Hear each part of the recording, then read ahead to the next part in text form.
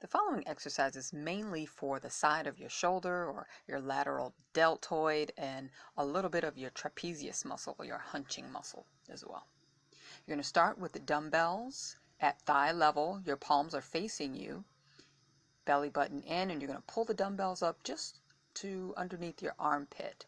Make sure your elbows are above your wrist. I don't know if you can see me here, elbows above the wrist. I'm just doing the same exercise from the side. If you find that your back isn't very comfortable in this exercise, you can do this seated in a chair or a couch. Just make sure your back is pressed all the way against the seat and repeat. Thanks so much for watching. Please like, share, and subscribe for more exercises.